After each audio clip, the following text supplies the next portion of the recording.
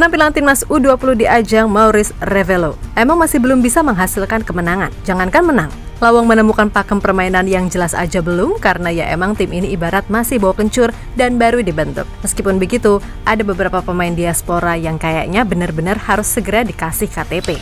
Yap, mereka adalah Mauresmo Hinoke dan Tim Gepens. Keduanya dinilai menjadi pemain yang tampil sangat menonjol saat dipercaya tampil. Meskipun begitu, bukan berarti penampilan pemain lainnya macam Jens Reven, Jon Marks, atau Sam Ivel itu jelek.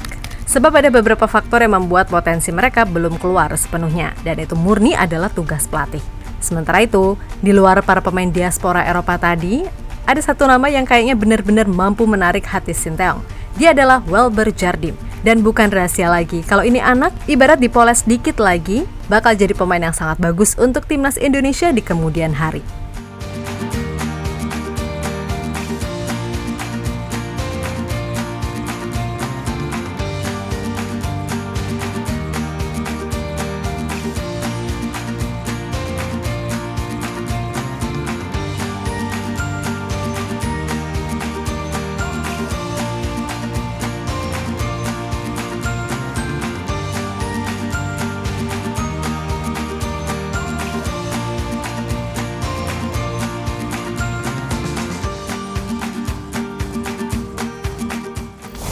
Meskipun udah diperkuat para pemain diaspora, nyatanya timnas U20 emang masih harus banyak ditempa, terutama untuk menyatukan chemistry. Dan sebenarnya nggak masalah juga sih mau menang atau kalah di ajang Toulon Cup ini, karena tujuan dari turnamen ini ya emang murni untuk mencoba semua pemain yang ada. Akan tetapi masalahnya, dari 3 laga yang udah dimainkan, belum terlihat juga timnas U20 ini mau main seperti apa. Oke lah, basicnya adalah ball position. Akan tetapi terlihat jelas kalau koordinasi masih belum jalan, sehingga seringkali jarak antar lini terlalu jauh. Sehingga ya wajar jika timnas selalu kalah dengan skor yang cukup mencolok. Tapi nggak apa-apa, mudah-mudahan selepas turnamen ini ada evaluasi besar-besaran dan para pemain masing-masing saling mengkoreksi apa yang salah dari mereka tanpa terkecuali.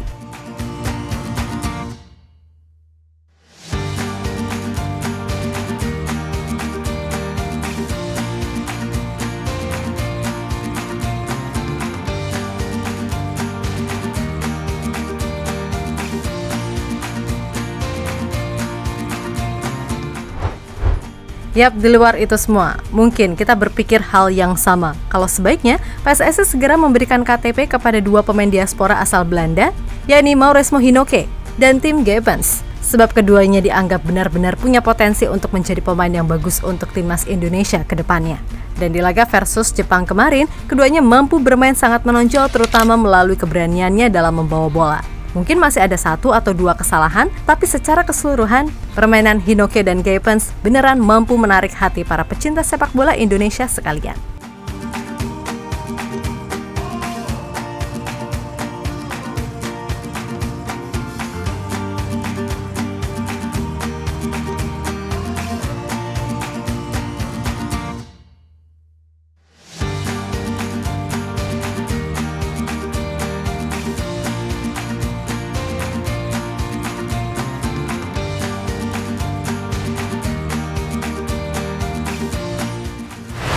Nah sekarang yang jadi pertanyaan, apakah selain 2 nama tadi, pemain yang lainnya jelek? Ya nggak juga sih. Jens Reven misalnya, kita nggak bisa menilai ia gagal atau tidak karena sebagai penyerang, ia nyaris nggak pernah dapat bola. Lalu Sam Ivel, dia yang berposisi asli sebagai gelandang serang, ditaruh di posisi nomor 6, ditambah jarak antar lini yang jauh, serta pressing lawan yang tinggi. Membuat Sam cukup kesulitan bermain di posisi itu. Sehingga mungkin ia butuh waktu, dan wajar sering banget ia marah-marah kan, karena jarak temannya mungkin yang terlalu jauh. Lagi pula tipe pemain seperti Sam ini kan mirip-mirip Ivar Jenner, jadi ia butuh rekan yang benar-benar tepat di lini tengah. Karena sejatinya di NAC Breda U21 sendiri, ia termaksud pemain penting dengan catatan 19 kali penampilan dengan 2 gol di musim ini. Untuk itu, masih terlalu dini kalau kita menilai Sam ini bagus atau jelek, karena ya tadi, ia nggak main di posisi aslinya sebagai gelandang serang, melainkan lebih ke DM. Kemudian untuk Jon Marks, sejatinya ia juga bermain cukup bagus, hanya saja ia masih sulit berkoordinasi dengan rekan-rekannya, sehingga ya acap kali Dion ini salah posisi dalam menjaga pertahanan. Tapi secara individu, Dion ini benar-benar punya potensi yang bagus sebagai bek tengah, dan semisal ia fix jadi WNI dan Coach Shin memanggilnya, bisa jadi kemampuannya benar-benar akan keluar.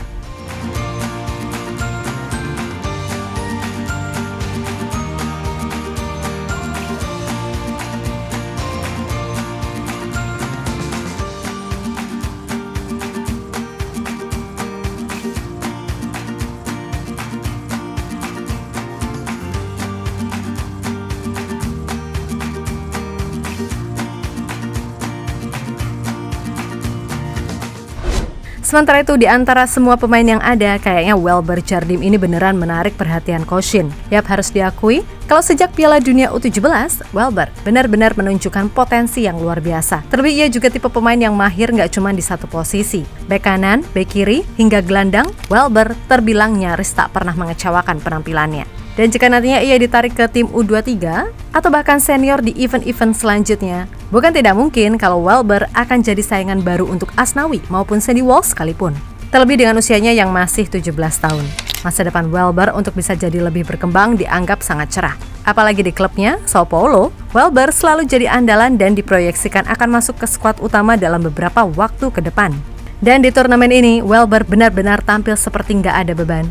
Ya walaupun timnya kalah, tapi secara individu, Welber menunjukkan kalau ia calon pemain hebat di masa depan.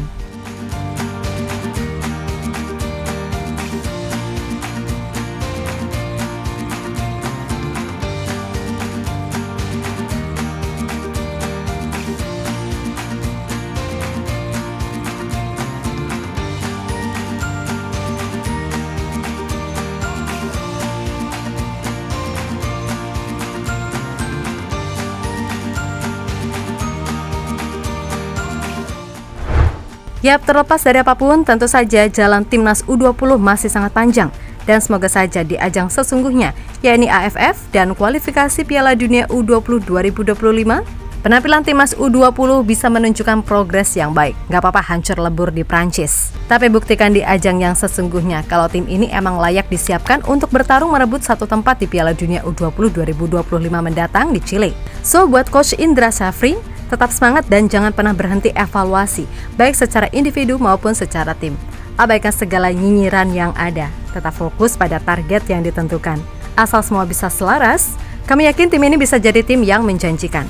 Dan untuk PSSI, yuk amankan dulu para pemain diaspora yang sekarang ini ada untuk jadi WNI. Sebelum nantinya malah diambil duluan sama Ken Phoebe yang pastinya juga memantau mereka di turnamen ini.